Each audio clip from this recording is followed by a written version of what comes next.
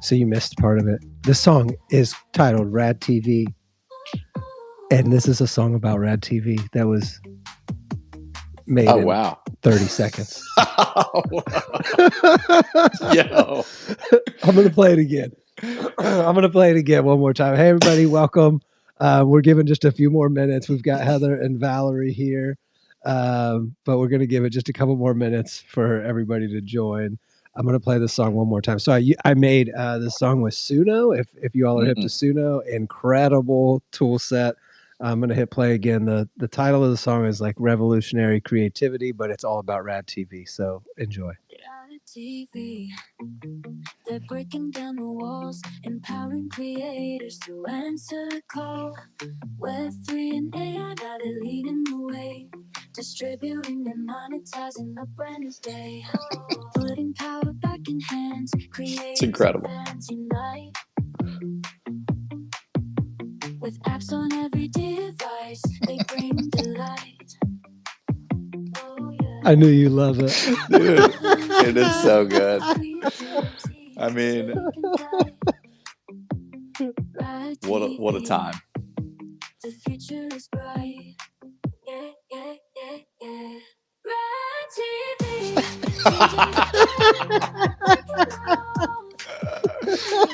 Oh my gosh.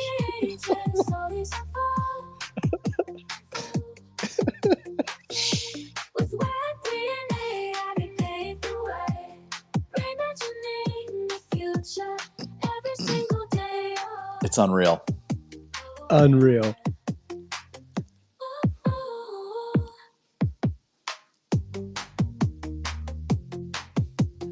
I honestly, I can't believe this is where we are.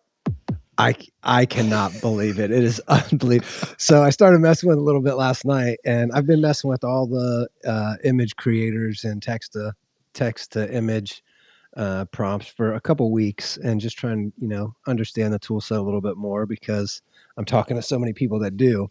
So I was like, might as well give Suno. I make music, so I might as well give Suno a try.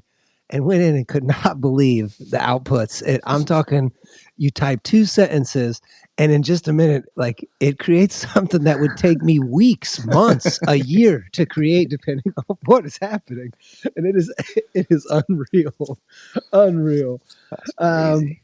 All right. Well, we're going to go ahead and get started. I'm recording this, everyone, just so you know that this is not just an X recording. This is an actual recording.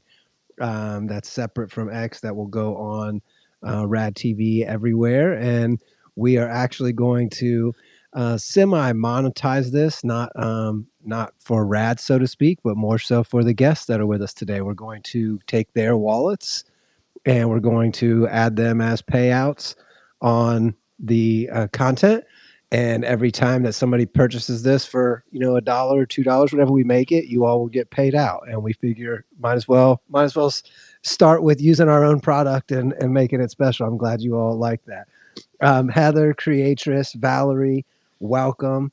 And don't be afraid to come off of mute and stay off of mute. This is super casual. We're just having a great time. We've got our CEO, King Tony, joining us today. We don't have a super agenda. We're just here to have fun, talk about the space, and really want to get some insight from Heather, creatress, and Valerie, and whoever else is willing to step up to the stage and talk about, your creative processes, where we think we are in the space and what we think is next, what tool sets you're using, pretty much anything you're willing to share that's not, you're giving away too much of your secret sauce. I know you all have your workflows that you don't want to share with everyone, but I feel like it's a pretty unbelievable time. We just kicked off with that song. That's a Rad TV specific song that took 1 minute to make by typing in a very simple prompt. And that's where we are. We're at a place where you can make a pop song in 30 seconds. And I mean, why does Rad not have a Spotify channel now that we're pumping out hits? Might as well start getting the royalties everywhere. So let's go ahead and get started. Heather, you and I talked last week, and had a great conversation. You have such an interesting path to where you are now, and it was great speaking with you and getting to know you, and excited to hear about everything you're working on. It was great to get the T2 project on Rad. If you guys aren't familiar, the T2 project is 50 AI creators came together. Nem um, Nem Perez and Sway Molina were the producers on that. Their accounts are exactly like I just said, just spell out their names here on X. They produced that, put together 50 creators from around the world. They all came together and did different scenes for a T2 parody. And if you guys haven't checked that out, it's on Rad. It's exclusively streaming on Rad right now. It's at the top of our homepage. You can't miss it. You can watch it for free, and we think it is an incredible piece of content that really showcases where we are today as far as AI video creation goes. And is it put everybody out of business in Hollywood today? Absolutely not. But is it definitely on its way to disrupting everything we've thought about traditional creation of content? 100%, without a doubt. I've been making music for 20 years, and I don't know if anything has floored me like the creation of these tools, especially the Suno AI. I mean, to type in 2 sentences and get a rad TV song, like, It's it's wild. it is It's wild. unbelievable. So, and Creatress and Valerie, we spoke with you all last week and love everything you guys are doing in the Web3 space. Creatress with your VR work. You're always out at live events, crushing it, and we figured you all would be an excellent, first group to have on the show here, and like I said, super casual, so feel free to jump off of mute and get in here and don't be afraid to interrupt. This isn't a our show. This is your all show, and we're looking forward to learning from you all. So with uh with all that said, let's kick it off with Heather. And Heather, welcome today. Thank you for joining us. I appreciate you being here. Thank you so much for having me. I appreciate it, Cam, and nice to meet you, Tony. But yeah, I just found out about Rad TV recently, and it's a really interesting platform, and the whole concept of what creators can do, a different type of creation and monetization, because that's really, my main goal when I came onto this platform, not just to monetize, but to earn something where I could make this my full time career, because it brings me joy to do it rather than I'd rather have my own schedule, and in the process teaching other people and sharing things. I love generative AI. Even before I got so much into just AI, I just like sharing information and helping people, and also learning a lot of different things, copywriting and different things like that that I've learned since I started writing online. But when you mentioned the T2 remake project, and I participated in that as a poster designer. So I Yeah, created a awesome poster. posters. Thank you. And it was such a great experience. It was several months long, but I just wanted to say, because a lot of people don't seem to get it in the community, how many tools and how much different technology was used to make those scenes. And Hmm. I hope somebody one day, hopefully Nem or Sway has a list, but to just kind of itemize the different tools. If everybody put all the different things that they use and all the different types of generative AI to make that, and also traditional tools, you would be amazed at the different ways. And everybody had different workflows too. But Right. just working on, even just working on posters, how do I decide how to generate these images, come up with an idea without using original content from the original movie? And just having to think outside the box. That's what I love doing that, and just kind of thinking of a different way to do things. But it's so great to see so many different people who never would have dreamed of being involved in something like that, to Right. see their names involved and to have the opportunity to do that. And that's the best thing about the technology right now, Suno and everything, that people can tell stories however they choose. And people who didn't have access or a platform to do that can now, get this, create whatever you want and post it out there. And hopefully somebody will see it. Maybe not, but you actually got to achieve that. And that's the Right. I great thing about it. can't be creating hope knowing everybody's gonna see it. I mean, Disney can't even guarantee everybody's gonna see what they make, so you just gotta do Right. it for the love initially. I got a question for you, how much content were you making prior to jumping in the AI space? And, the reason I ask that is I'm wondering what your feel is on how much traditional content creation of, like, production of the past, how important do you think that knowledge is translating into this new era? Do you feel like it's pretty dependent on that and that you need the old skill sets of editing and, file management and understanding of editing platforms and stuff? Or do you feel like that's not really necessary and just go ahead and jump in? No, I'm kind of a stickler. And before I started just focusing on AI, I was blogging and writing on X. And I wrote, different things about how to create accessible content, how to, how to structure your post, how to use your white space for, how people to help people read and for your flow of writing. So I'm a stickler with trying to learn some basics, even for people who are creative and they're creating art or visuals and Suno. If you want people to read it, you have to structure it in a way that they're going to pay attention to it and not keep scrolling. So your copy is going to matter, and I think it helps for that. So editing skills, I think you should at least use if you don't know how to do it, use those sites, the AI apps to help you do it. Use ChatGPT or whatever to help you write copy. Also to translate it. If English is not your first language, use those things to help you translate that in the way that it's spoken. In so that people that you can catch on to that, especially if you're writing on this platform or others, and it needs to be in English, that because that's the predominant language on there. Unless you're writing, you can also translate it to another language. But I think those kind of things are helpful for people to give you a boost to do that. Before I was generating images and things like that, I was writing every day. Like I wrote a 60-day challenge. I wrote on Medium. I have a blog on Medium. Every single day I wrote an article. And I normally can't just stop at like 150 words. I'll do 250 to 1,000 words. But I've learned on X how to trim that down significantly, and that's a really helpful thing, how to get your point across there.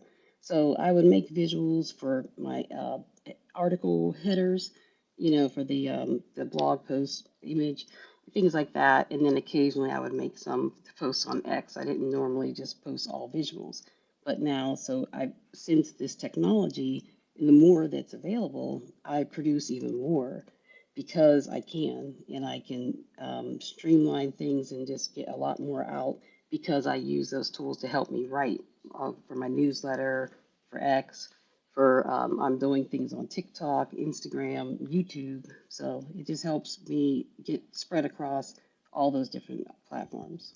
Right. What tools are you using currently, and which, if you have a favorite, we'd love to hear it. And what do you think is the future of those tools at the moment? What's really driving your creativity, and which one are you leaning into the most? I use so many, it kind of depends. And I also use a lot because I'm trying to teach people about how, especially if I get access to something, if I get early access, I want to use it as much as possible so I can show people so they don't have to waste credits and things like that once they get access, or if they're able to get that or decide whether or not they're going to spend the money on a subscription. But one of the things I use more frequently than I ever imagined is CapCut because it has a browser app, the desktop app, mobile app, and I probably put more hours in there. I just throw everything in there. It's so easy to put together. I used to use Canva a lot, but I use probably CapCut is easier for me for mobile and web and all that. And it's pretty simple to use and I can also change the layout pretty quickly. You can do this in Canva too, and I'm a strong, I love Canva, but I'm not really that good at Photoshop and Premiere Pro and things like that, DaVinci Resolve. So I have to go to the things that I don't have an art background or design background. I use things that regular people could use, and it's a little bit easier for me. But CapCut is my main thing that I go to. I use a lot of different sounds. I've often used Epidemic Sound because the music on CapCut sometimes it will get muted on TikTok even though it's the same company, I believe. So I went ahead and got a subscription to Epidemic Sound because it's copyright free music and I don't have to generate it because it takes me too long. I'm not a musician. So I just go ahead and do that and pull it down. Epidemic Sound now has a plugin inside the CapCut app. I noticed recently, so that helps. I don't even have to go to a different Wow. site.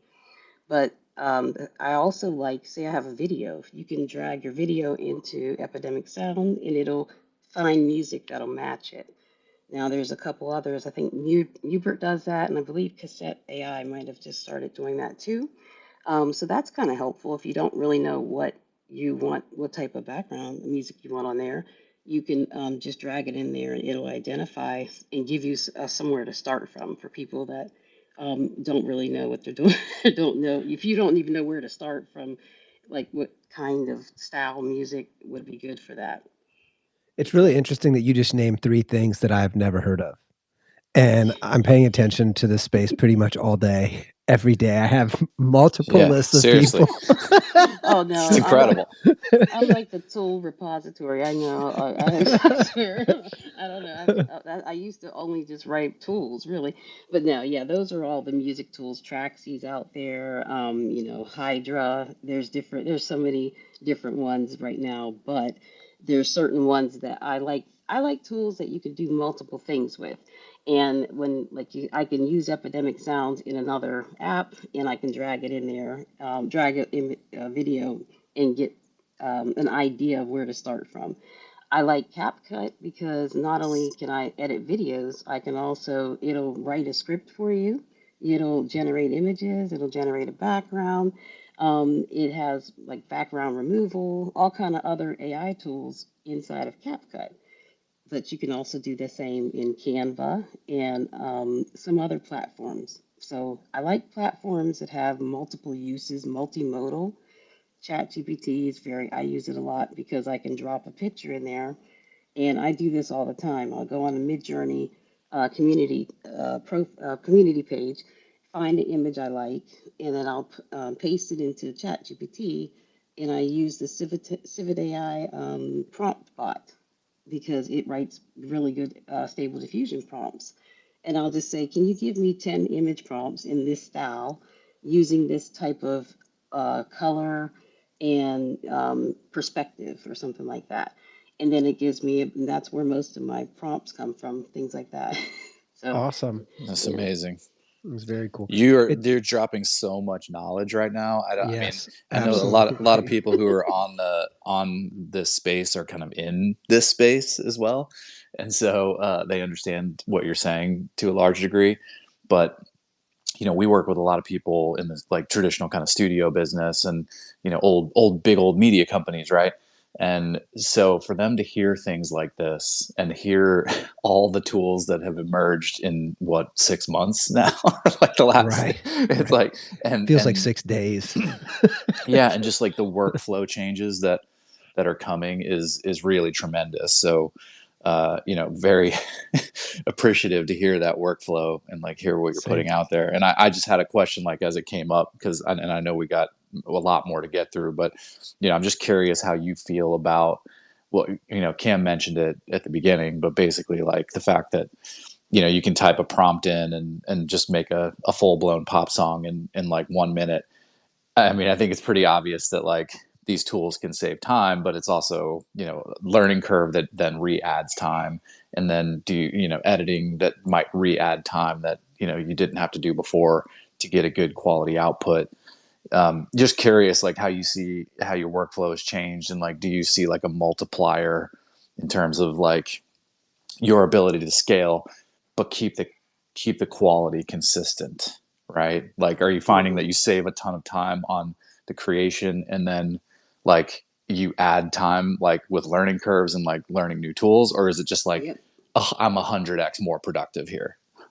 Oh no, no, it's just what you said at first. The former with I'm way more productive, but there's a really big need because of all these tools that I do spend the majority of time when I'm not just streamlining it, trying to learn how to use a certain thing. And these tools, I tell brands, even my spaces a lot too. You have to help us get through the onboarding. You have to make it easy for us to have some docs or something to go to because we can't. I'll sit there and I don't really know how to use half of the features because I saw a quick video, a demo, but it didn't really help. Or if you say there's something on YouTube, I don't learn just by watching. I have to kind of have some docs to refer to Same. and go back to it. So the documentation is important, and then also listen to us when we ask questions, add that information because that's we can't teach people or show people the product if we don't know how to use it. And I'm not using a lot of things effectively because I don't know how to use half the stuff and I don't have time. I work full time. I have a 9 to 5. I have 4 kids and I do this. So I'm basically working two Incredible. full-time Yeah, God jobs. bless. Jeez. And it's Yeah. like I'm like up all the time. I barely sleep, but I mean, I love doing this. But it's kind of like, help me out, please, so that I can get through this stuff. But I am able to produce a lot of stuff where it would have taken me. I would have never been able to. I mean, get. I have things sitting in my folders right now that I could post something every hour, but it's like, what, the algorithm.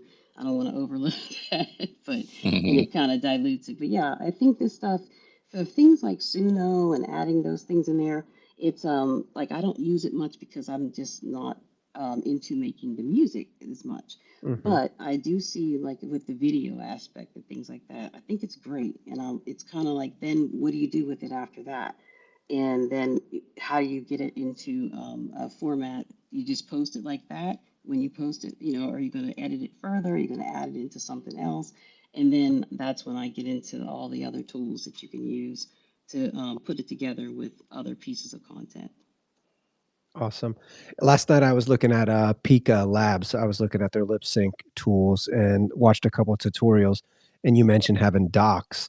I thought it was really interesting in the middle of the um, demo video I watched of how to use it, that there's actually a couple cheat sheets that are very specific commands for how to get the shots you want based on just a couple little terms, and that it is super reactive because these are built in.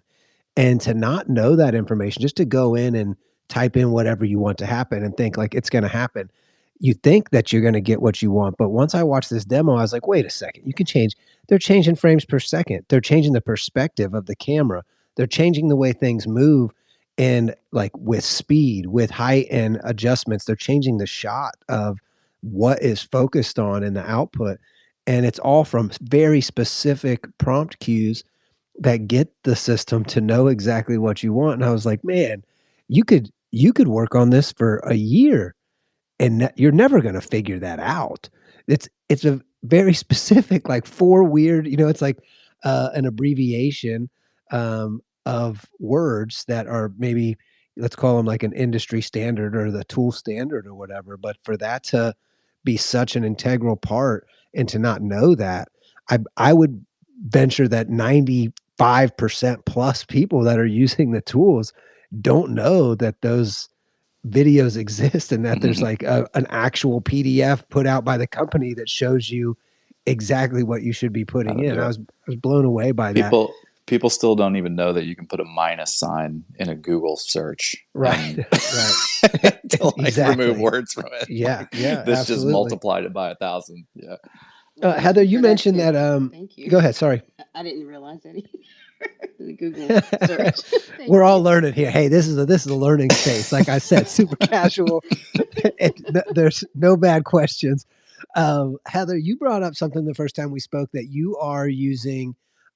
You recorded your voice or programmed your voice, and now you're using the program you created to actually do your voiceovers. And I found that incredible, and thought that how amazing it is to everything starts with the written word, and I think that is something that a lot of people in the space overlook is that you're like, "Oh, a prompt," and you think a prompt is just the few words that you're typing in, but it is literally the source file for whatever it is you're creating, and that's how all things work. You start with a script or you start with an idea written down that turns into a script eventually, or however it works. Start with writing something down that ends up being a storyboard, but then you have to, put it together, whether that's a comic book or a movie, whatever. It's so important to have that written piece, and now you have recorded your voice, programmed a tool that is your voice. And I remember you saying, like, and I'm sorry if I shouldn't share this, but you were saying, like, your kids were creeped out by it, and they're like, "No, we don't wanna hear that." No, no, you can And share it. I thought that was pretty interesting, and I want, like, how what's the feedback you've got from that? Do people saying it actually sound like, do people even know it's not you? What's the turnaround on that? I haven't heard anyone mention it on the few videos that we've done. And actually, I see Tommy here. Thomas Haynes is my business partner, and I cloned my voice because he helps me make some of these videos and put and edit these videos. So he's in the UK and I'm in the US, and that way I can give him some videos or some he'll put them together, an idea, and he uses my voice, my cloned voice on 11 Labs. I also cloned it on Runway too, but 11 Labs is more, it sounds exactly like me. And it's scary a little bit to me, honestly, Wow. but it does, you would not know that it's not me. So I don't think anybody that has seen a couple of videos that we posted on YouTube, mainly it's just that's the cloned voice. It doesn't have a whole lot of emotion. You can't do that too well, but it's definitely it sounds like we just put some relaxing music on. Thomas put that on there for I think the Magnifique. No, I did the Magnifique was myself. I think we sped it up, but it was one of the remix prompts or something like that we were showing. But it was pretty convincing. I haven't had a My single my person ask me. my family is now terrified because I've warned them that somebody could clone my voice and call them Right. and try to scam them. And Yeah, I've shown I them wouldn't have examples, worried about it before, and but now it because it did it within a couple seconds. I just it's crazy. uploaded a minute and a half, and it said okay, and I started typing and generating my voice, and it sounded so real. I kind of thought it was like a mistake. It's incredible. It scared you. Like, Yeah, yeah. That's funny. That's great. We love to keep talking to you, and we'll be right back to you, Heather. But I want to jump over to Creatress and Valerie. Welcome, Queens. Thank you for joining us today. I appreciate you being here. GM. GM, GM. GM. It's always so nice to hear. Is this Cameron behind the Yeah, red? this is Cameron. Yes, it is. Cameron and our CEO Tony is joining us as well. Hey, hey. Hello, hello. Yeah, it's always nice when Cameron's always saying GM Queens, GM Queens. It feels so nice. Hey, hey, I love it. I really felt a huge shift in the community overall when the GM energy picked up. It really is. A lot of people make fun of it and say it's engagement farming, but what a great way to start the day off every day with a bunch of people saying good morning to each other and sharing great energy. And if you don't like that, that's a you problem. Could be That's worse. yeah, it's a you problem. That has nothing to do with corniness or nothing. It is incredible energy, and to start every day off in a space with so much negativity resulting from rug pulls or people's wallets getting drained. It's a really refreshing place on X to be able to show up and share that energy every day. So thank you for sharing that with me. I appreciate that. And good morning, Queens. Yes, good morning. Good morning. Yeah, me and Creatress literally every day we text each other GM, GM. Creatress likes to add like a little text with her noggles. So it's a nice little thing. And I've gotten used to it. It's kind of crazy. Like every day, it's hard to not just say Yep. GM, Yeah. uh, to people in person. I agree. Yeah, and we haven't missed a day since I want to say like April 2022. We've been GMing every day. And it's a huge part of our community. We've met so many incredible people and connected with so many people just by saying good morning and before you know it, you're DMing each other, then you're in Discord talking, then you're on Spaces together, and it's like now we're gonna meet in real life at whatever ETH event was coming up. It's the world is getting very small with X. So, you both are working on a ton of stuff. You got a bunch of shows going on. Creatress traveling all over the place, doing art installations and live performances. She's incredible. She performed at our show. We rented out a big club in New York City a couple years ago for an NFT NYC event, and Creatress came and did an awesome VR performance. And she does them all the time. She's all over the place traveling with them. They also have a show called There's Layers to This, and that's streaming on Rad, and it streams live on X and Twitch and YouTube and probably three other places. I know they're busy girls, and they're always like they're literally touching every platform. So we started as a VR platform. Our company was formerly called Little Star, and we were the first VR platform to support VR creators totally. It was all we were focused on, and that opened up a lot of doors for us to Sony and getting our apps inside of a lot of ecosystems because VR had such a hot moment in 2015, 2016, 2017. And Creatress is really, I think, maybe the leading creator in the VR space at the moment, and to see that she's stuck with it as long as she has, and she rode out the bull market of VR, if you will, and she rode it all the way from it being the pinnacle part of media. We all remember 3D TVs were coming out, VR took over, it was like a huge thing.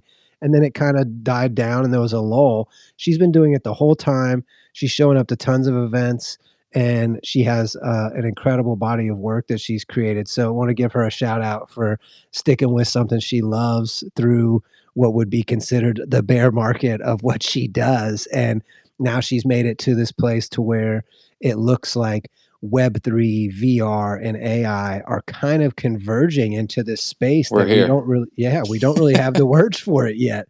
And it seems like you are the leader there. That is, you're creating spatial pieces of art in a way that not many people are. Most people are just generating those, and you're in actually designing them by hand. So I want to give you a round of applause for that. And just hand the mic off to you guys. What are you up to right now? Where are you recording? What's next for you? Where's your next show? And what's going on? Oh my I'll let goodness. Creatress go first. Go for it, Creatress. Oh, I just gotta say thank you so much for recognizing the work that's gone into it, and definitely feels like it wasn't just the NFT and Web3 bear market, right? Definitely Right, wrote in right. there.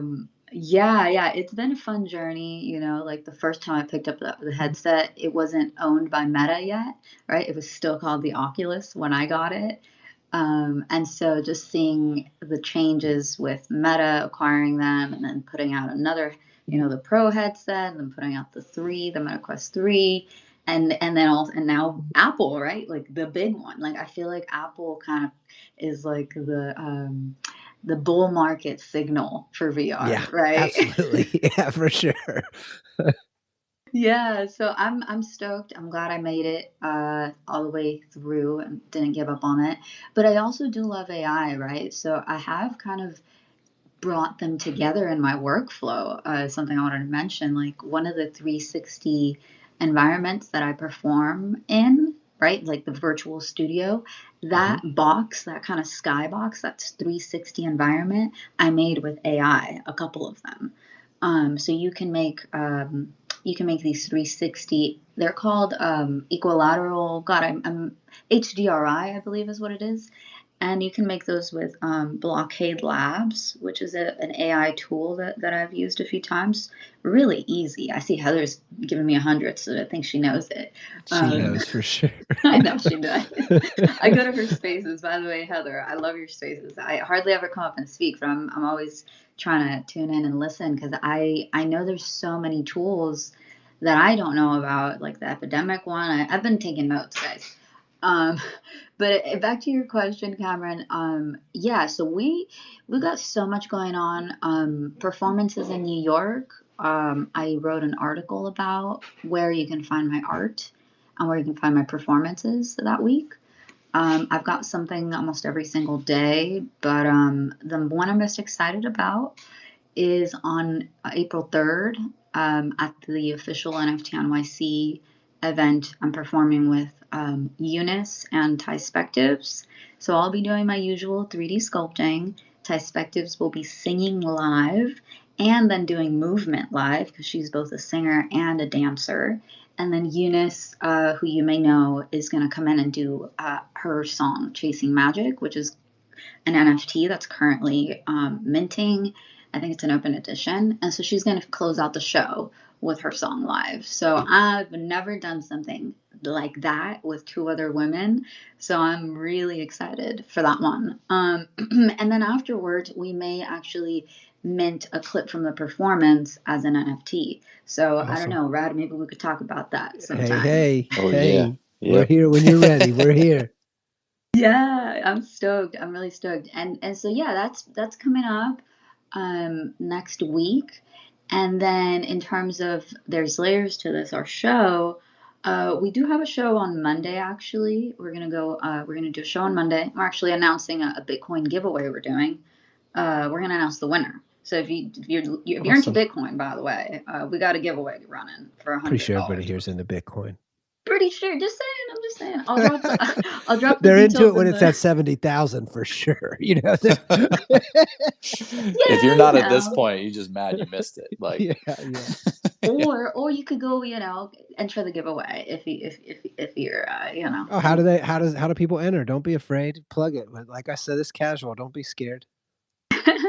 Yeah, so basically, another thing, a grant that Valerie and I won through ICP, which is Internet Computer Protocol. If anyone doesn't know about it, it's a blockchain that introduces cloud computing into blockchain, right? So if you have a project, if you have a website, anything that requires a lot of data storage, you can now use the blockchain.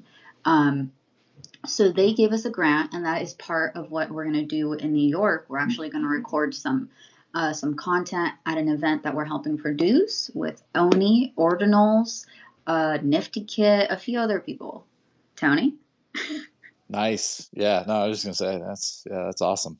I know some of the one of the guys who leaned heavily into internet computer a long time ago, and I'm glad to hear that they are, continuing to push because I feel like we've talked about this a lot internally, and this goes into the what are people using to do things in this space in its entirety. And so thankful that there are new things that are continuing to grow, because you see things like Ethereum, and somebody wants to do a mint or do a swap, and it's then you're like $50 for for Yeah. gas fees or whatever. It's so it's good to hear that you're doing things with ICP, and yeah, that's really cool. Hey, that's great confirmation. Awesome, Tony. I'm happy to hear that. I'm relatively new to it. I've been learning a lot, but it is really, really great. Like the fees to do anything are actually pretty much none because they have a whole different system where it's like the person who makes the contract like loads it with ICP gas, and so when someone interacts with it, they don't have to pay. It's because the person who made the That's DApp. incredible. It's wild, and I won't get too nerdy on it. And I'm not a dev. This is just how I've understood it. But for the giveaway, back to the giveaway, I see Valerie pinned it up top. So I won't bore you all with reading it, but you guys can go read it. It's very well laid out. You got to make your ICP ID, which very quick, very easy. Make a tweet with it, and then join our open chat. Group, which open chat, for anyone who doesn't know, it's just like imagine Telegram, but you have it on your browser, and how you sign in is with your ICP ID.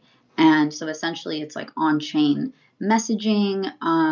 It's super safe. They have a bunch of security got like things in order. I won't go into it because I don't want to get too techy, but essentially every single DApp that you interact with, that you connect your ICP ID to, every single DApp gives you your own wallet within that DApp, like a fresh new wallet. And anytime you need to use ICP, you send ICP to that wallet, and then you can interact within that DApp. So you're never compromising your main wallet, if that makes any sense to anybody. Mm, Yeah, it mm. does. Pretty cool. Hmm. Yeah. So that's that. So that's how you enter the giveaway. Good luck. We're calling it on Monday. But yeah, we're going to be doing a panel over there about ordinals in New York. We're also going to be doing a giveaway during the event for more BTC. And yeah, we make some really cool custom merch. And that panel will also be live streamed. And later on, I don't know, maybe it'll show up on our channel on Rad as well. So Nice, nice, yeah. nice. Very Val, did cool. I miss anything? We need to No, hear go ahead. We need to hear about there's layers to this, Val. We need to hear all the things that are going on with that show. yeah, no, Creatures, like that was the best job you've done, Creatures, giving an overview of all the things. Thank you for sharing that, and thank you, Rad TV, for having us on as Thanks for guests coming. today. Yeah, so yeah, we're really excited about There's Layers to This. So, for anyone who doesn't know, There's Layers to This is a show that Creatures and I and our other co-host Tyler started off as an X space. So we really got inspiration from an NFT that Tyler holds. It's called a Cryptode, and Cryptodes are a CC0 collection, which anyone can literally right click and save that NFT and use it as they wish. You can monetize it, you can make stickers out of it, and most people are like, well, why would you do that? Most people are into the IP rights of NFTs. But with CC0, we really encourage everyone to share the brand and get it out there. And so you probably heard of Steamboat Willie became a CC0. I believe now Winnie the Pooh is CC0. Yep, So now yep. people can make merch with that stuff and sell it. So I think it's pretty cool. And those are characters people have loved for years, And so that's kind of Cryptoad's mission as well, is to get people to love the toads. And so we really fell in love with Tyler's Cryptoad.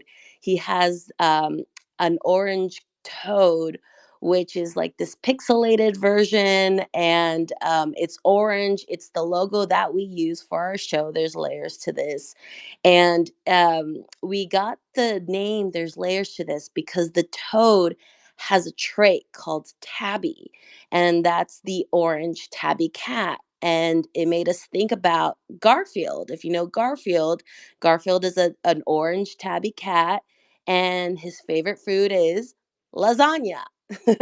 And Same, same. right, same, yes, Got the same. layers. I knew. I see where you're going, Val. I see Yes, where you're exactly. So Amazing. lasagna's the layers is so symbolic of us as humans that have different layers. And of course, blockchain has different layers.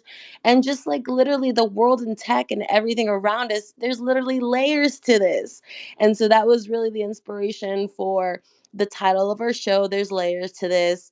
And it was just meant to be super fun and laid back, a little bit different than some of the spaces you may hear, talking about all the meme coins and what are we trading. And so we wanted to just bring some positivity, light, and fun and laughter to the space. And so we have a really, really good time. Tyler used to work as the marketing manager for Tony Robbins, who's the motivational speaker. And so Wow. he has like a lot of crazy funny stories to share. And so that's kind of how we started, was like, Tyler, you take the show, like you are the character. So he built this character around the Cryptode. He named him Lorenzo, and so Tyler acts as this like Italian boss who works for Lorenzo. And he literally created the toad, the NFT, and put it into a pillow, like a life-size pillow, and started creating content. He went wild with it. And if you know Tyler, Tyler's normally like likes to stay behind the scenes, does not like to be on camera, but he was able to take on this persona, and he just was awesome with it. And like his kids love it, and like a lot of people just fell in love with the content. And so yeah, he comes on our show, does his funny Italian accent, and we end up talking about Web3 art and toads and everything in between. And so this has developed even more than just us X spaces at this point. Like you guys mentioned, Creatures was really like, hey, let's start pushing this out. Let's take this seriously. And so, we're on LinkedIn, Twitch, Rad TV, YouTube, all the platforms. And people started to take note and started, showing up. And, we had some awesome guests on our show too, giving education about what's going on. We were able to, capture some of like Web3 happenings and the things that are happening live on our show. I think when Bitcoin hit like an all-time high at one point, was on our show. When the ETFs were approved, that was live on our show. So we really got a good time slot. This is every Tuesday at 1 p.m. Pacific. We just started a new Twitter for it. So you guys can go ahead and follow. The handle is at There's Layers too. So Feel free to post unfortunately, something here like you did the giveaway. Feel free to post something from that account so people can follow. okay, great. Yeah, creators, if you can take care of that, I appreciate it. Um, so yeah, we're bringing this. We're really excited to bring this to Rad TV and just syndicate it out there, get it in front of more eyes and viewerships. And like Creators mentioned earlier, we won a grant with ICP. We won a 15,000 grant to bring our show. There's layers to this to New York, and include that with the ICP ecosystem and make content around that. Make content around NFT NYC. Make content with all of the people that are going to be there. And so this is our second time. Creators and I will be doing a show in person. Our very first in-person show was in February at ETH Denver. And ETH Denver was great because they had free podcast studios you could just sign up to. And Wow. we were able to use their equipment. They had the cameras, they had microphones, the table, the chair, the backgrounds. They had it all. And they just uploaded our content onto a USB right after. So that That is was, amazing. yes, that was really exciting for us. That was a huge moment for us to see each other in person, because normally Creatress and I, we do the X spaces, but we also live stream. So I'm so used to just seeing her upper half. So I was like, oh, I get to see your legs this time. So, you know, it was pretty fun. We had a good time. But yeah, I'll let Creators talk more about, what we're doing with There's Layers to This, what, we're looking forward to in the future, and where we plan on going. Yeah, we appreciate you having us on too. We enjoyed our time there, For and yeah, sure. absolutely.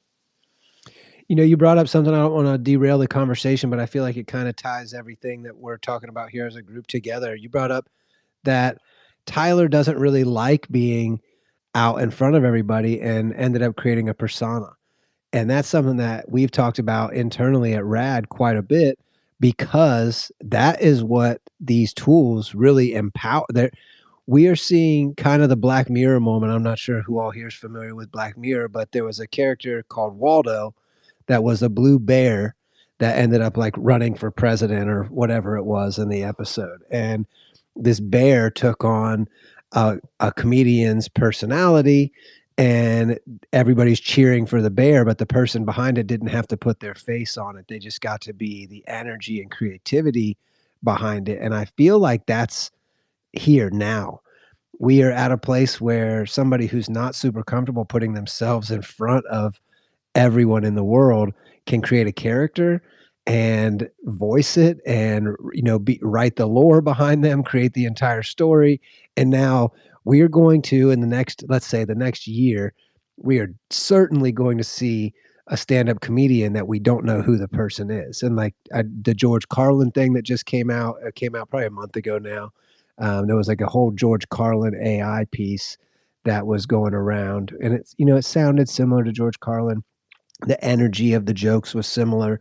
Um, but I really think that that's very empowering to people that may feel a stage fright, for lack of a better term, or not wanting to put themselves out there like that.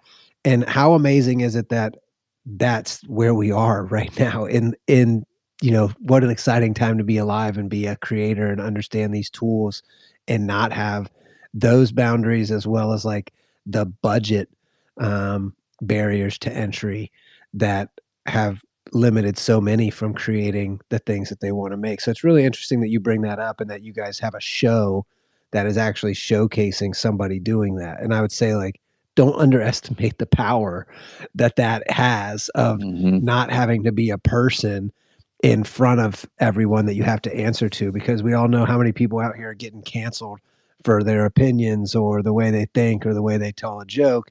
And this technology kind of empowers the anon energy or the decentralized energy of you can't stop this. I'll be who I want to be, or I'm going to project the energy I want to project that I'm inspired to do in my small office space or with my tablet. And we, we're seeing so many people right now at Rad that are creating with just a smartphone.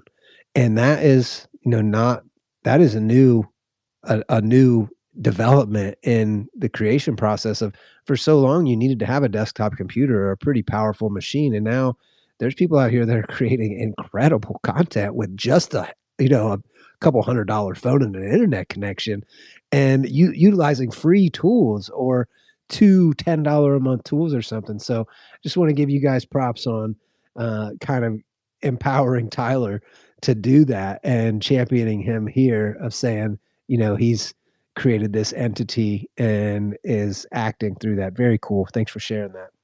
Oh yeah, no, absolutely. I think we've kind of seen the evolution of that, right? I think with like Instagram filters, right? People can kind of change their faces with cool designs where, an AI generated mask or augmented reality kind of thing. So I think we've kind of seen like that go from okay, now we have VTubers, right? Virtual YouTubers who are using these like avatars and like using real Right. time motion to be their character. And that was something like I looked into too, right? Is like if you're trying to build an IP out, like my profile picture I have here is called Oni Force, and like I really identify with her, and just the pop of color she has just makes me feel happy and everything that I represent. And so I've even looked into that. And yeah, now you have tools with AI to generate stuff like that as well. So I think we're really seeing an evolution, as you said, like empowering the anon creators, really. And I think Right. especially with our times, and we see the younger generations, they're on the TikTok, they're on social medias, and they're on YouTube, and with the Vine days and stuff like that, like getting paid to create content. And I know there's tons of kids these days who would love to do something like that. And of course, like it also too, like the imposter syndrome and self-doubt, like Yep. all Yep. those ideas that come into play, and the ego sometimes. And it can be challenging, but I love that there's tools now to help empower and encourage, just to get out there, because everyone does have a voice, everyone does have an opinion and something to bring to the table. And Agreed. I just think it's awesome that more people are doing that, and using technology to feel empowered, basically. Hmm. Yep. Agreed. Well, yeah, It's and Go ahead, if Tony. now if there was ever a time to keep your face off the internet, Yeah. now's the Yeah. time. Now's the time to do it. You got algorithms out there scraping every bit of data about it, and that you're posting everywhere. And I mean, Facebook's been grabbing your face for a decade or more, more. Right. So, now more than ever, and even from an art perspective, there's countless examples of people not knowing who you are and making great art. And so yeah, Mhm. I feel like there's a moment right now for sure, and the anon idea that people can be successful without anybody knowing who they are or being a JPEG, as far as anybody else is concerned, is pretty powerful for sure. Mhm. And And yeah. that hasn't been the case, that even on YouTube, you have to put in your Social Security number, and, like, we've dealt with that at Rad. Yeah. Like, Tony's brought that up before of, like, there are people right now that we are artists in the space that a lot of people here know that Tony's been talking to, and, like, they've flat out told Tony, like, "I'm not giving you my name and my information. Yeah. And like we're talking to them We're like regularly. we've wanted to do deals with a couple like that we've had lots of conversations with. We wanted to do deals with like in partnership with like Sony or another big hardware partner or and they're multi-billion dollar publicly traded companies, so they need to know who the person is and what they can do to promote things and can they feature it and whatnot, and because they have to be covered, right? And there are people that are just like, nope. I'm like, okay, fair enough. On Yeah, to the right. next. See you out there. But at the same time, at least we have the tool set now where we can tell them like, hey, you can come to Rad, enter in a wallet address Yeah, with any just email you publish. want and get paid. Yep. Yeah, and like we are there now, so it's not like some tools need to be developed. And this is good segue into a question for all the creators we have here on stage. And Tony Matos, thanks for joining today, King. I invited you to speak. If you want to hang out and not speak, that's cool. But just want you to know I sent you an invite. Um, I'm really interested to know what you ladies think is next. Where What are you paying attention to in the space right now, and what are you most excited about with AI and with creation and in general? What are you fired up and what's inspiring you right now? And I'm just going to leave it open. Feel free to jump in. Um, oh, go ahead, Valerie. You first, Heather. Go ahead. Yeah, I was just gonna say I've been doing a lot with the AI video and a lot of the different things that are coming out. And one of the things that I'm excited about are the combination of these platforms that have where you can come up with an idea, the concept, and then generate the images, generate the video, storyline, storyboard, all that. Things that I'm new to, but a lot of it's something that I'm learning about a lot more, even just to do a little short 30-second clip. But for that type of power to be able to take someone who has a story to tell and be able to create something quickly, and it could be a teacher, it could be a person who wants to make a story for their child, it could be somebody who's posting it online. That to be able to can you imagine the way we can remember stories from our loved ones or different things like that. I wish that I'd had this type of technology available years ago just to kind of, have memories alive or just to tell new stories. So that's one thing. It's happening a lot faster than I expected. And I think probably by the end of the summer, we'll have it so that you can go onto a site and make a full movie, a film, a few minutes long with music and voices and sound effects and everything within, a couple of hours maybe. And even with GPT included so that you can, kind of get ideas for script and have it edit the script for you and things like that. That's just amazing. And it combines Yeah, pretty yeah. much everything we've been doing for the past year. Hmm. I think we're getting close to the point where that there's going to be enough of a profile about you and you'll be able to just go into like some AI program and type in "I'm bored" and it'll generate you like a 2-hour movie of like something that you want to watch right then. Because I mean, like, what? Yeah, Like, I'm I bored. All agree. right, well, It already knows a lot of, yeah, yeah, there's a lot of our preferences yeah. already. Here you So, go. Go to like type in, I want some stuff to watch this weekend, and go to work on Friday, and then you come back home, and all your stuff is already AI generated for the whole weekend. And I mean, it's wild. Just in time content is That's coming. scary. Yeah. It's scary. I almost don't even want to know what profile it has on me. I don't I don't know.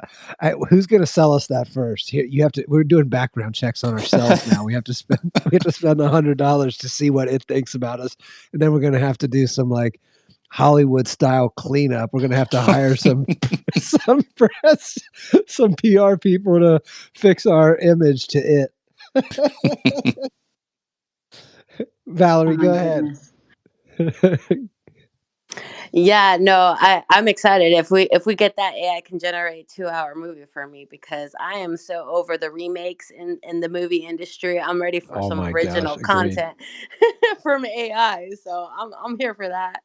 Um, but I'm actually excited for like the culmination of all different creators coming together in the metaverse. That's what I'm really excited for. So I've been really following improbable.io. Improbable is a metaverse company. They've been doing some awesome experiences with, MLB, with K-pop singers, just regular creators, and creating these awesome even gaming experiences where just anyone can come in you with an email and then just pop, you're in there, you're in the metaverse. And we've seen the founders of Improbable like use AI and say drop a big rubber ducky, and then boom, you're right there, you're in your avatar, you're moving around, and all of a sudden a rubber ducky comes on onto your screen, and everyone's jumping up on the rubber ducky trying to get on top of its head and jump off and stuff like that. So like it's so cool to see them building things in real time and putting things into the metaverse. And then that just makes me super excited because then I'm like, okay, if we have this tool, I already know there are creators who are using AI for music. I know there are people who are using AI for like product placement and stuff. Like this is crazy. Like I saw an AI the other day called Flare AI, and basically if you have a product, I mean, this AI can generate a whole photo shoot for you without having to have a camera and background scenes and everything. So I'm like, okay, like you're going to be able to have billboards and products in the metaverse. So and of course the streamers who are going to be able to stream through the metaverse. And so literally the culmination of all of these different creators using AI and the way that they feel empowered to, and all of us coming together, creating something super awesome, super fun for people to enjoy. And of course, then monetizing that. So that's really what I'm excited for. And I feel like I can see this happening within the next 5 years for sure. I think everyone's trying to find their niche, what tools work best. And as the tools keep adapting and evolving, which ones they like more. But definitely within the next 5 years, we're going to have some awesome content. I think cable's done. No one's going back to their It's over. TVs.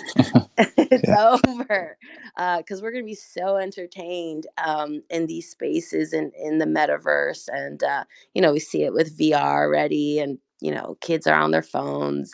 But I think it's going to be awesome. I think it's going to be awesome to experience it.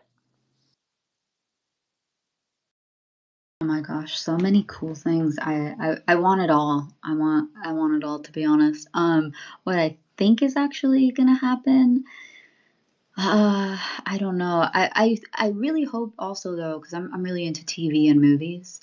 Um, but I also have completely gone tired of all the streaming platforms, like content. Like I've seen it all. I've seen all the good stuff. So I don't yeah, I think that's my hope that it goes there. Like you guys were saying, like an AI that knows all your taste, right? Like you could maybe import your Netflix history, watch history, or I thought your you were gonna say Prime all watch your history. darkest secrets. I was like, "Don't go there. Don't go there." That's a different platform. That's not. Yeah. Well, I'm just thinking, like a reasonable amount, right? Or you could just input, you could do that thing where you tell them what genres you like and what movies you like at the beginning. Like that's fine too. You don't have to import data. Hmm. But something to that effect, I think would be cool because then it could create content specifically based on what you like. Like I think that would be kind of cool just because I think I've already seen it all, like every sci-fi, every, adventure movie, all these things. I feel like I watch a new one and I'm like, that was pretty much like that other one, but they tweaked a few things. So yeah, I'm ready for some original content, to be honest. I would like the 3D avatars to be easier to use as well, kind of going back to that whole like having your own identity.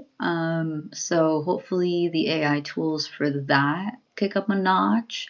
I know it's still a little wonky and a bit of work to get that set up, but something really easy. Like if StreamYard could integrate like an AI Yep, yep, overlay thing, that's my hope. That's my most immediate hope. I'm not gonna go even that far out. Like that's yeah. my most immediate hope for now. Yeah.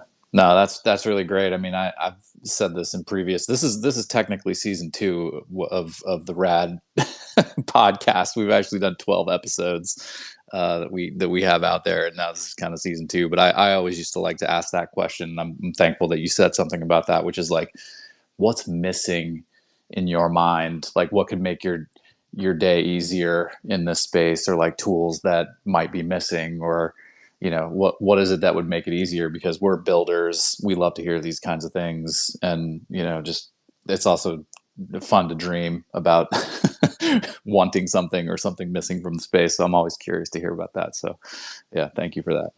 And anybody else, if there's anything that like is frustrating in your day to day, say it. We complain about blockchain gas fees a lot, so Right. Is there anything, Heather, that you're seeing that you wish existed? I know you're pretty familiar with all the tools. I mean, you've named, I'm not exaggerating, like 6 or 7 tools in a 5-minute span that I've never even heard of, and I literally watch this space all day. It's like it's all I do. That's all I do. I got spreadsheets full of tools. I bet you do. I I just bet. put Flare AI on there, but I know I had Flare AI on one of the other ones. Like I remember that one. But as far as missing in the space, I think sometimes there's a lot of I have to jump around to multiple places. I find stuff everywhere, and sometimes just to get a couple of little things done. I have to go hunt down a few apps, free things to convert something to another format or to, transfer it to, storage, whatever for storage space. That would be great if somebody could come up with a really streamlined, easy storage space where I could just save it from my browser or something like that into, I know Dropbox, by the way, it has a ton of AI in it now. I don't know if people realize that in mm, CapCut, you can also use CapCut inside of Dropbox and Google Drive. That's new. But Dropbox also has like a video editor and photo editor inside of it. And Wow. you can create workflows inside of your Dropbox. But wow. you have to get into, it's a matter of, okay, what's the easiest way to get it there and save it? And then you have to pay for storage and or get, some type of hard drive, external hard drive. But that kind of thing, I have things all over the place, and it would be nice if I could, get to it faster without having to remember where I stored it, and then, just not going through so many steps to Right. Mm, upload things onto different platforms. Is that what you're doing right now? Is your flow pretty much create it, then you have to download it, and then decide where to save it, pick out a name? Is that what you're not Oh liking yeah. about the whole process? Yeah, because say like I use a lot of different video tools, and you can only generate so many seconds. It's like 4 Mhm. second clips. So you generate those, and then you have to go through and figure out which ones you're going to use and edit. But what do you do with them in between? It depends on which, like if I'm on a particular site using that, if I'm on Runway, doing using Gen 2, they're in my assets there. But what if I want to mix in some others from Pika? Or Mhm. Pixverse or whatever, then you have to kind of go through and I need somewhere where I can have all of them for that scene or for whatever that particular video together so that I can edit. And then when you gotta add lip sync or something like that or music, I have files all over the place that have to be combined. Yeah, it's interesting because usually you would have it's even a different mindset for productivity than it is in traditional content, like, just thinking through that, it's almost all of these pieces are the audio's tied to the video in a pretty, fundamental and inseparable way when you're generating something like lip sync. They're really, intertwined almost like a piece of music is, but traditionally when you record video, 99% of the audio that you hear is recorded in post or added later, and I don't think many people really understand. That kind of follows up with my question that I asked you earlier of what kind of skill set or knowledge in traditional content creation do you think is needed or necessary to be, exceptional or well-rounded using the tools today to be able to output content? It seems like there still is quite a bit of a learning curve of you need to understand video editing, audio editing, and the recording processes therein, and not to mention file management and upkeep because, you know, you generate the 1 4-second clip. If you lose it, well, you either have to redo that work or, you know, it's somewhere on your machine and you don't know what it's titled because you have 30 videos titled, you know, Pika Labs output 1 dash Yeah. 1 or whatever Yeah, it that's is. pretty. Yeah, because I have to try to figure out. And certain ones generate better for certain types of images or movement too. But what I would tell people, if for skill set, don't let it. Don't think that you have to have a certain type of skill set to get started. You I don't. agree. You can learn it, and Yep. the thing is being flexible, learning however you learn best. If it's YouTube videos, things like that, find that information. If you like to read docs or to see other examples. Figure out where you want to go for that type of stuff. You might see things on TikTok or Instagram or on X that help you more than on those other platforms. So use those tools and just be flexible and know a lot of the things are very similar. If you understand how to use one, you can Mhm. probably use another. It'll have similar types of commands and different things like that. So don't think that you have to learn a certain skill. You can learn it as you go, and you have chat bots everywhere that you can ask. And usually inside the app, you can ask how to do something. And I think it's worth saying too, there's so many awesome people in this space, like even in our just in our Discord, and that's what I'm, you know most or know well here at community wise. There's so many people that have these skill sets that are looking for people to collaborate with. So like if you're listening to this and you're thinking to yourself, I wish I could do that thing, I would say don't hesitate DMing and I'm gonna say it. Maybe they'll be mad at me for saying it, but I would say any of the women on stage, you could DM them and ask them like their process of getting started, what they're doing. And I'm sorry I'm throwing you guys to the wolves of getting DMs for questions here, but like they really have a great you know idea set of the way these things work from creating something out of nothing and especially like how there's use of AI tools. I don't know if I've spoken to anyone in the last several months that understands and is aware of all the tools the way Heather is. And I mean, she's doing consulting stuff for people. She's creating different projects for people. And just from the few conversations I've had with her, she seems to have an abundance of knowledge on the tools available and the processes in which those tools are working the best for her workflow at the moment. Of course, it's not going to be for everybody, but if you guys are thinking about getting started, definitely don't be afraid to DM me. I'm on our X account for Rad, and you know I'm happy to answer any questions or help steer you in the right direction. And I know the ladies up here are as well. So you know, Valerie and Creatress, are you guys looking to use AI in any more of your shows? I know Creator said that like your environment that you're creating in was generated by AI.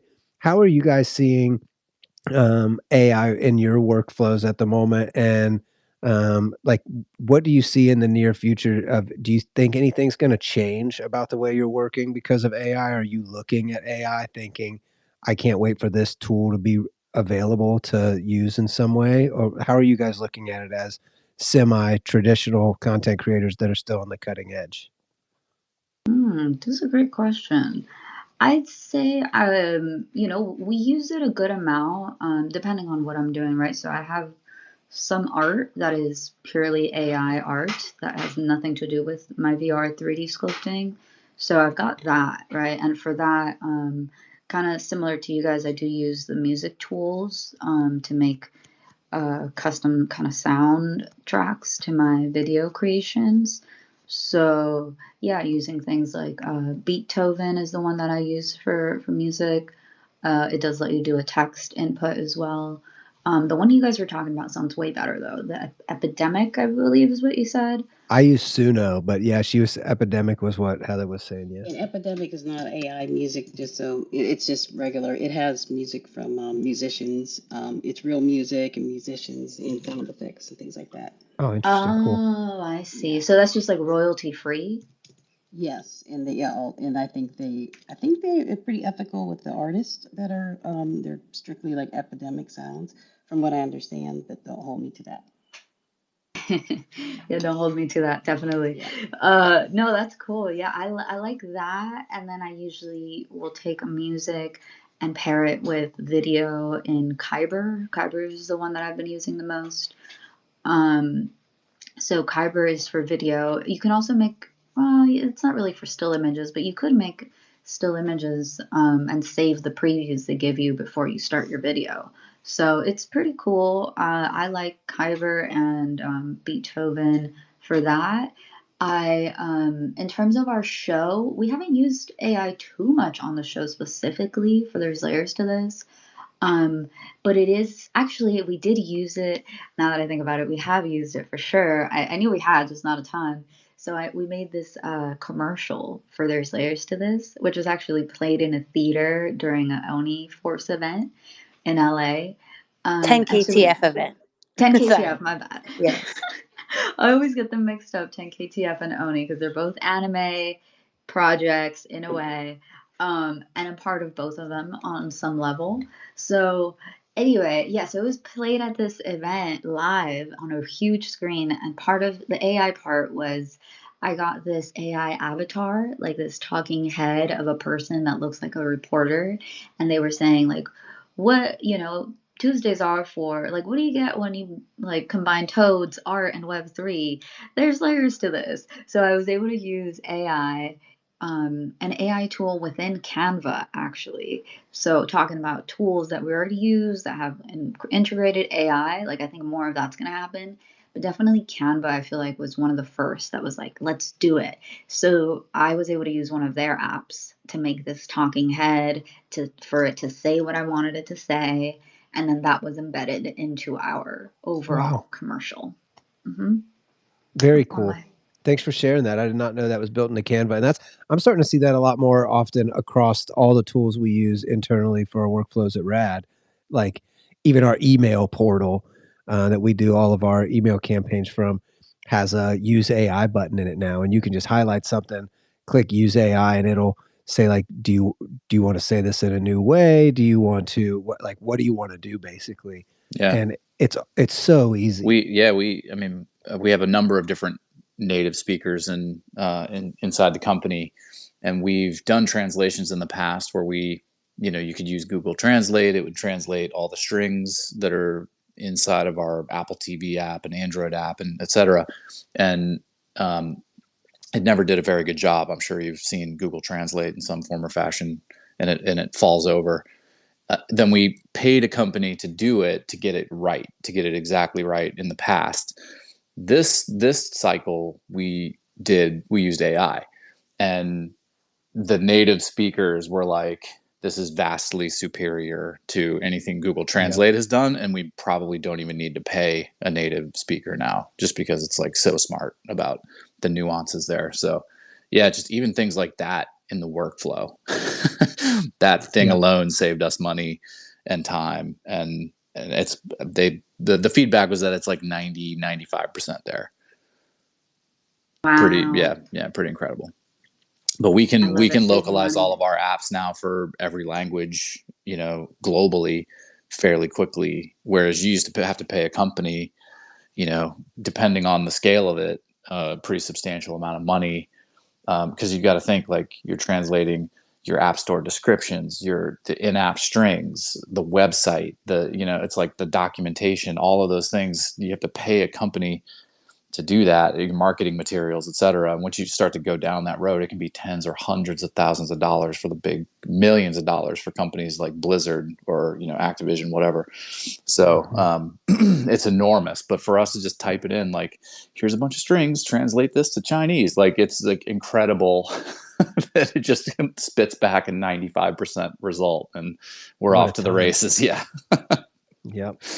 Incredible. I saw that, speaking of AI coming to places, Elon announced the other day, I'm sure many of you saw this, that I see a lot of blue checks in here. If you have a certain amount of verified followers that follow you now that are paid followers, you're actually you're gonna get the plus for free on X now. So, like, it's almost a multi-level marketing of, if you have enough people that are verified paying that follow you, you get it for free, which is Mm, incredible, which that's gonna give a lot of people access to Grok, however you say it, Grok, I think, that, people didn't have that access before, and it's pretty cool to see that, and, you know, it's changing every day, and I'm talking to AI and Web3 creators pretty much every day, and the energy is incredible. It's just such an exciting time to be a creator and paying attention and thinking about the things that are getting dropped every single day.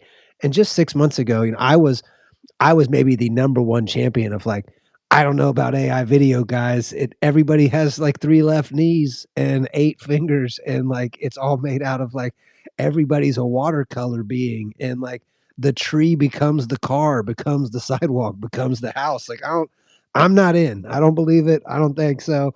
And then like literally 3 days later, I was like, holy shit, I was wrong. And it's like everything is different, and it seems like any moment a tool could be dropped, and it has. You know, in the past, like, let's say month, 4 or 5 different tools have hit that nobody had a clue that were coming, you know, except for super insiders that are like, "Whoa, mind-blowing. No way this is real. I can't wait to get my hands on this. This is a game changer." And, you know, things like Sora, now people are saying it's gonna be so expensive for a regular creator to use. That's across the board, and I think it's, you know, it's we can sit around and think all day long that some company's gonna be the savior or the champion that's gonna drop this tool set to people that unlocks everything. That's never what happened. You know, iTunes is cool, but Napster was really cool, you know, like and that's what's coming is somebody's going to drop the tool set that anybody can Hmm. access, and it's gonna change everything fundamentally in such an earth-shattering way that it's gonna be, well, why would you pay for that tool when you could just pirate the best tool ever? And the only thing it's coming down to at this point is like data availability and GPU power. So it's such an exciting time. And, you know, I love talking with creators about this. I can't believe it's my job. It's really fun. And I appreciate Heather and Creatress and Valerie coming on today. Um, Before we jump off of here and before I ask everybody to give their final shout outs. Does anybody that's listening here have any questions for the queens on our panel today? Does anybody want to add anything before we wrap this up? I said an hour, and we're already at an hour and 20 minutes, so I don't want to steal any more of these ladies' time. Happens So fast. it sure does, especially when you're having fun and enjoying it. Hey, I had I a question from shoot. the audience in my DMs actually, so I'll share that. I don't think he's here anymore, but Wiz, I put actually in the comments. It looks like he wrote about our podcast or about this space on his Substack, actually. Oh Oh, So yeah, wow, nice. yeah, check this interesting. out. I'll pin it at the top so you guys can see. Cool. He made a post about it.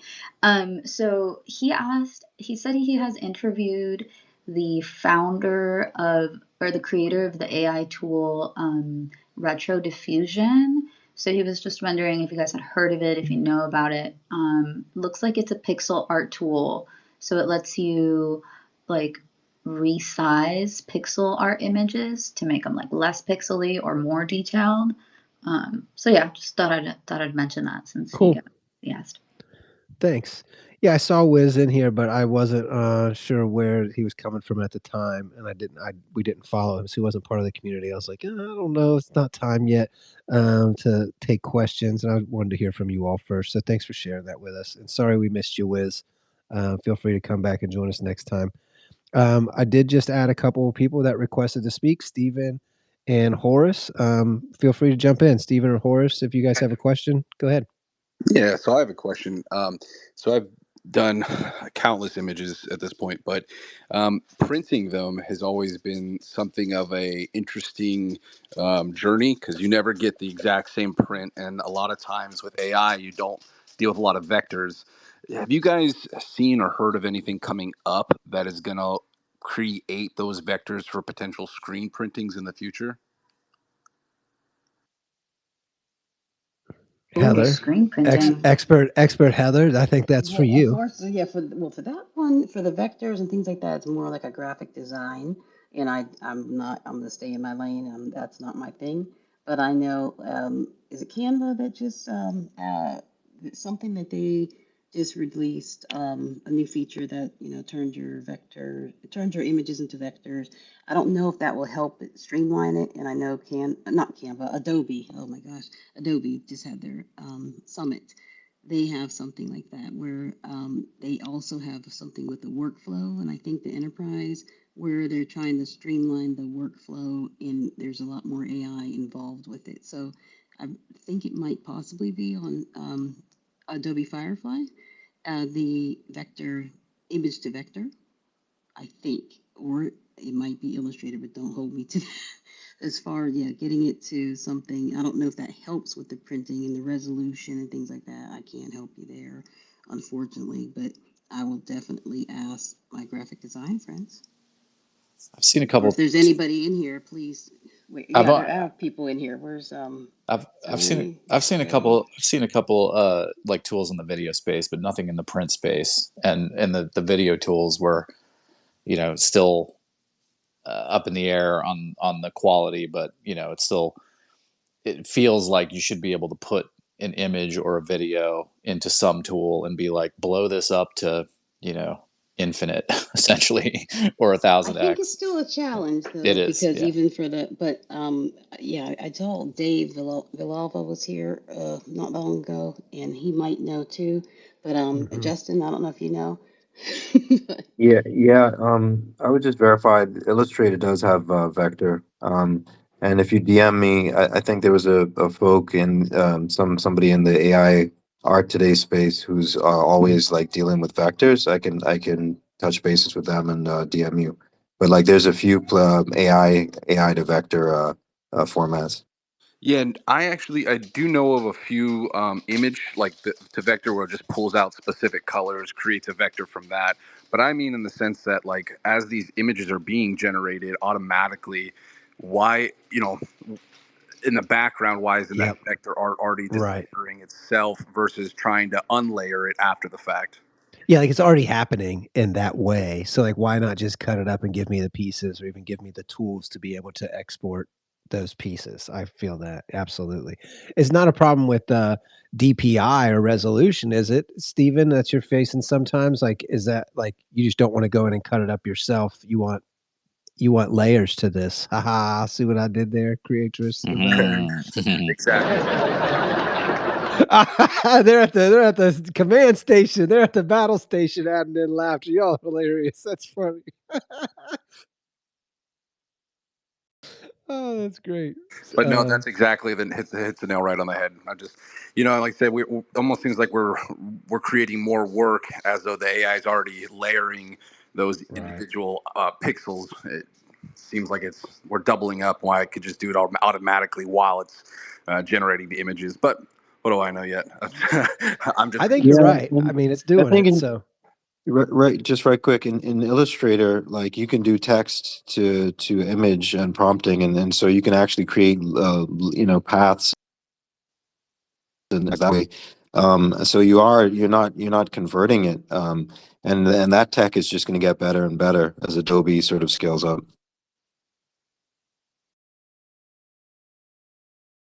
go ahead, Justin. You've had your hand up. Thanks for answering Steven's question too. Glad to have you. Thanks for joining us. Yeah, yeah. Thanks for listening. Here we're doing innovative stuff and meeting about this space and been following Heather you on in. But, yeah, I have a question, but um, 20 years VFX as like a technical director in sort of New York, and did a transition. I'm now calling in from Morocco, where I'm actually using machine learning as a sort of AI design with Moroccan artisans. So I think that the tech has a very interesting spin on it, where essentially we can uplift craftspeople and onboard craftspeople. So it's like an interesting sort of polarity where a lot of us in the world of automation, we rarely think of sort of handmade crafts, and I think that we can onboard artisans and do some pretty cool stuff. I posted something in the pill, but I'm also interested, given that I can leverage my VFX background. I'm interested in what folks think about gallery spaces and actual like exhibitions in real life, and sort of doing a component where you have like hybrid art, where you have like AI art, sort of videos and installations and stuff like that, where where you can see like a plethora of different pieces, from actual um, like sculptural pieces to like video pieces and animations, and short films. So I'm kind of interested in folks' thoughts on that as the tech moves on. I'm really into it. I think that we do need more of that. I've personally had my AI art, not just still images but videos, shown in exhibitions. I actually have some AI art showing in an exhibition on April 1st in New York at Loom Studios. So I know that that is something that's happening, and I've had my AI art, another video shown in Belgium as a projection on a building.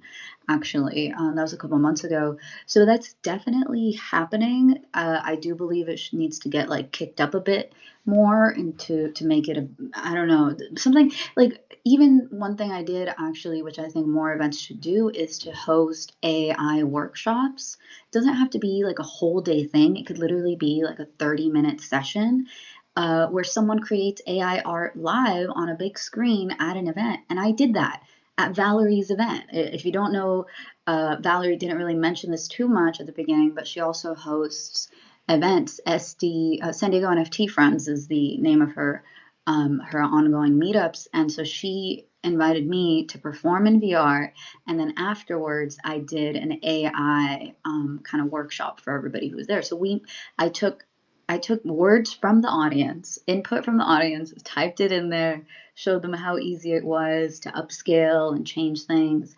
And so I think if more exhibitions included a little session like that for people, things would exponentially grow, and so many more people would kind of understand what's going on and maybe be into it. So yeah, that's kind of my hope for future when it comes to that.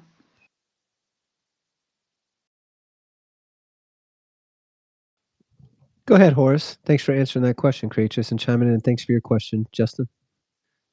Hey, what's up? I just wanted to say this is an awesome space. Thanks for hosting it, and all the great speakers and info. It's been awesome listening to, super informative. I did want to second CapCut. I heard that a few times as a tool. I've been using that a lot for the last 6 months or so, and like, um, I don't know if it was mentioned, but like the CapCut desktop version has way more features than the mobile, even for free. But paying for Pro is worth it, in my opinion, too. The tools are super robust, AI included, which I know is talked about.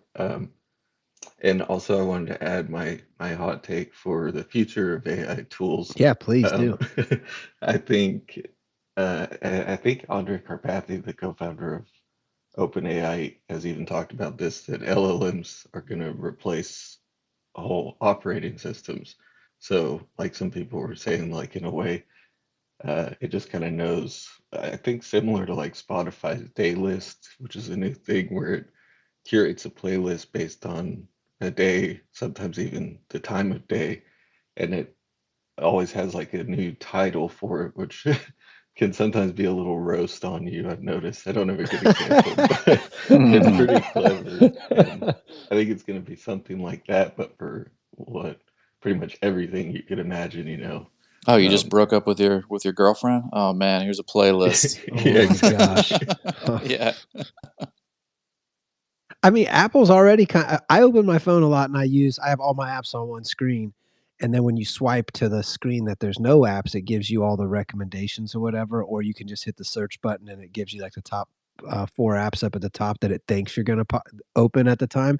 And my phone pretty much always knows what I'm going to. It's like, is this guy about to place a sports bet? We Hmm. think so. Hmm. Does he want to order DoorDash? We think so. And I'm like, you get out of here. Call my mom. Leave Yeah. me alone.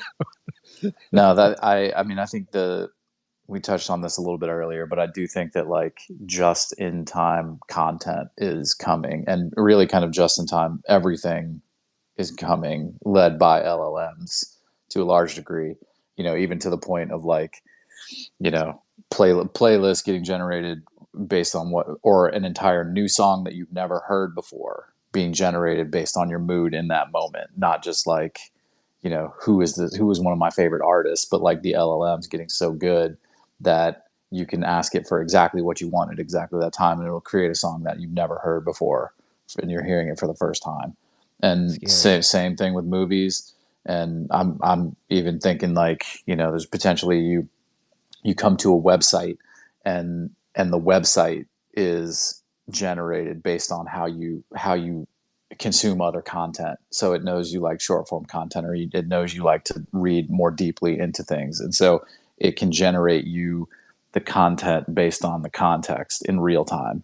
And the compute power is going to be playing catch up, and the tools are going to be playing catch up. But the just in time generation of content, I feel like it's already kind of happening. Yep. And but like going back to the art exhibit, like if you're walking into an art show, and that art show has a theme, and you're going to see that art that's being, it could be that it was just generated like just that day for that theme, and you're seeing it for the first time. And it's, there's the sensors that we have available that are now getting attached to our body. And it kind of goes back into what Cam is saying too. Like his phone knows exactly which apps he's about to use, but like your watch knows where you are, and it Hmm. knows that you like to go hiking, and it knows that you like to get your heart rate up, and it knows. So it's like, okay, you probably like active stuff, and so I'm just going to start showing you stuff on your phone, or on your TV, that are about active, because I already know everything about you. And it just feels like our world and technology are becoming one, and throw Neuralink in there, Yep. and it's ball Yep. game. Pretty interesting. On the same thing, somebody in our Discord recently brought up. I don't know. Many of you probably saw it that Wendy's is talking about doing dynamic pricing, and it got tons of interest, or anger and hate, Love and hate. some people, yeah, yeah, on the web. But somebody in our Discord said, I actually programmed this for major companies, and tons of companies are already doing this, and they're just not telling you about it.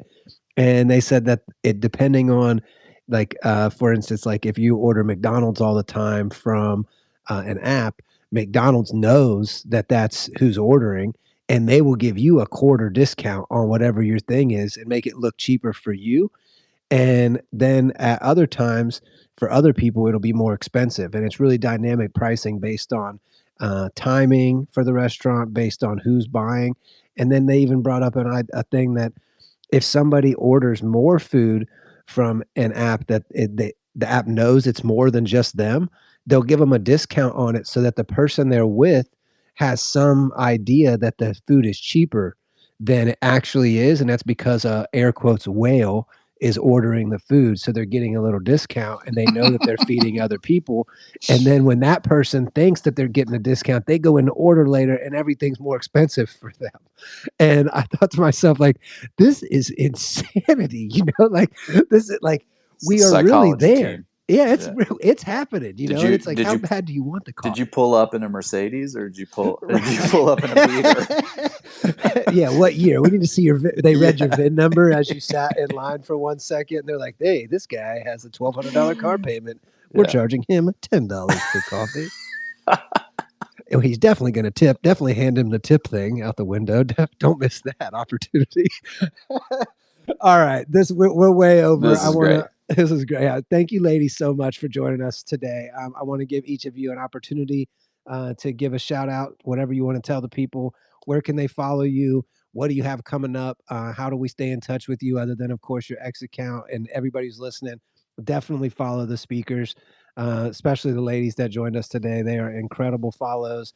Nothing but great energy on the Also, timeline. also a Go ahead. reminder for everybody who joined later is that, with this new kind of series, like I mentioned, we did season one. This is kind of season two. We're Yep. kicking this off. This is the first one, but we're doing something different, in that we're going to be paying out the guests who were on the show. And so, we appreciate everybody's On time, chain, and on on chain chain, on payments. Yeah. chain, you're going to get paid out on chain. So, this time and these learnings are incredibly valuable. And what we've seen, Cam and I have participated in 1,000 spaces, and the learnings that we are providing and that our guests today have provided is incredibly valuable. And Yeah. so we want to honor that value, and the guests that come on the show from here on out that we Yep. see, we're going to be paying them out. So we are so thankful for that. I just wanted to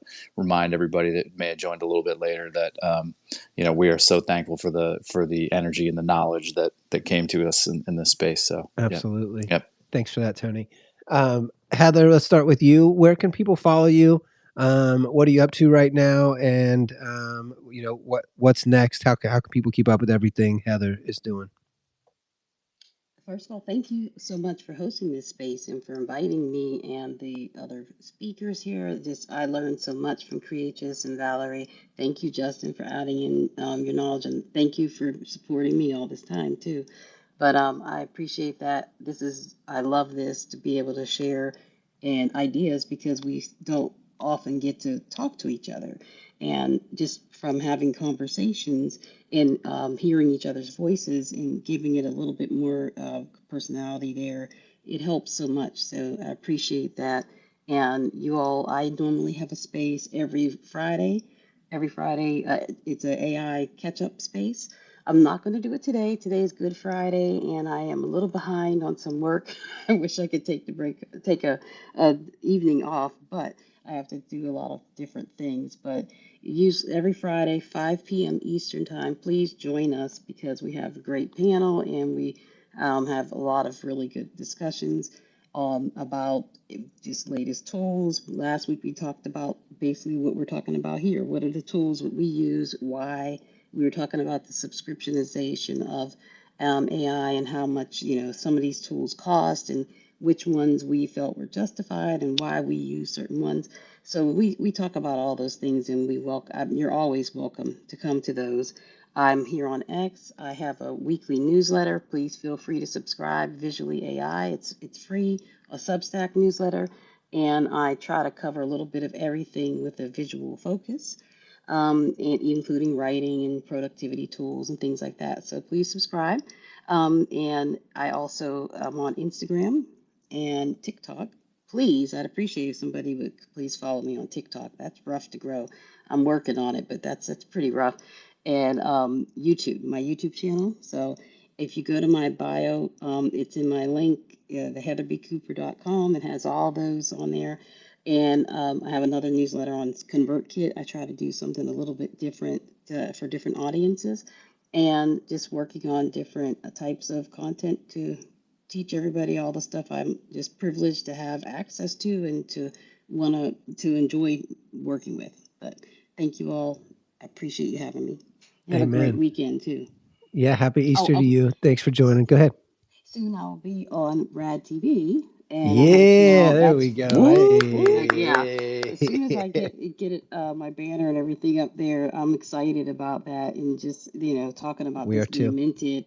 It's a whole new area, and we're gonna have you on soon to at my space so we can Yep. tell more creators about what other types of ways that you can monetize and create content, or even if you don't want to monetize, just have another platform Yep. for Yep. content distribution. Thank Thank you you. very much for that. We're excited to have you, Heather, and thanks for joining us today. You're so knowledgeable and wonderful energy, and your work is tremendous. If you guys haven't scrolled Heather's timeline, definitely do it. Tons to check out. Beautiful website and really informational. So if you're looking for somebody to follow in the AI space and kind of lead your journey there, she is a great resource and a wealth of information. Thanks for joining us, Heather. Creatress, how can everybody keep up with you and follow your journey moving forward? Yeah, thank you everybody for coming and listening. You can find me at creatressart.com. That's CreaTress art.com. Creatress Art on Twitter, on Instagram. I'm Creatress on most places. Just Creatress on Warpcast. But yeah, follow me anywhere you like. I am most likely there. Definitely on Rad, Creatress channel, and there's layers to this channel. Yeah, so stay tuned because there is a lot more coming. I imagine there'll be a ton of content coming out of New York. So so definitely stay Of tuned. course. I generally post a lot of stories on the go on Instagram when I'm on trips. So if you want to see like the moment by moment plays, I suggest you go over there. Not everything makes it over to X, unfortunately. That's what I need is an AI tool that brings all of your content and just like distributes it everywhere. There Because you there go. is kind of that, but not completely yet. So someone work on that. And yeah, thanks for having us. We do host a space every Tuesday. But this upcoming week, since we'll be traveling, we're doing it on Monday. So I pinned that up at the top if you want to set your reminders. So thank you for joining us again. Catch you on the next one. Thank you, Creatress. You're awesome. Valerie, where should everybody follow you? And thank you so much, Queen, for joining us today. Your energy is incredible as well, and look forward to watching your journey. How can we stay up to date with you? Thank you, King. I appreciate it. No, it's been great. This was an awesome show. I also learned so much. I was also taking notes. Heather was just dropping some great knowledge, so I appreciate that. I appreciate you, Cameron and Tony, for hosting the space for us today, and everyone who came up to speak and ask questions, and of course all the listeners that are here now and gonna listen to the recording. But yeah, I'd appreciate if you gave me a follow here on Twitter, of course. But also, I'm working on growing my following on Warpcast. Warpcast is a decentralized social media. I dropped it. I dropped the link in the comments here, but my handle is the same as it is in Twitter. So it's VDIZZLE 777. VDizzle 777. So yeah, go check it out. But yeah, if you guys can do me a favor as well and just check the pinned tweets. We are a reminder we are doing a giveaway for $100 in Bitcoin. I believe we're giving away $500 in total. So this is the second round that we're doing. We will be doing a third in New York. So come see us if you will be in New York during NFT NYC. If not, we will also be doing a couple more when we come back on our show. There's layers to this. So, again, that's on Tuesdays at 1 p.m. Pacific.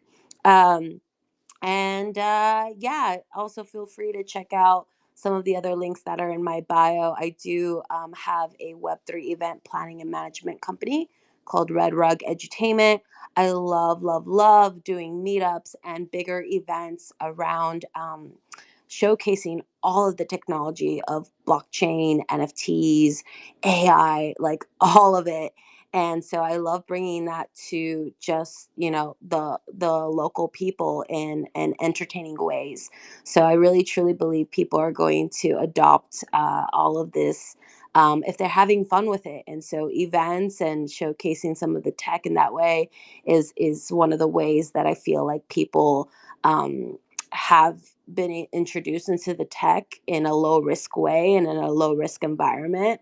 So yeah, feel free to reach out if you're looking to host an event where you live or you want some advice. I love doing that. And of course, if you're ever in San Diego, I'm based here, and I do have a monthly meetup called San Diego NFT Friends.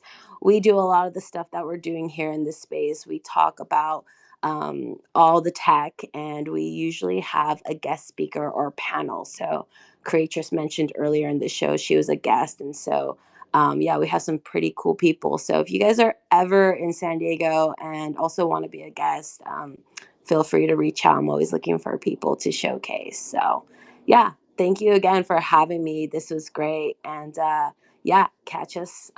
There's layers to this on Rad TV. Yeah, Rad TV got all. Anybody can upload. Thank you for the love. Thank you. Yep, yep. It was really fun talking with you all, and thanks for joining us today. Tony, do you have anything to add before we wrap up?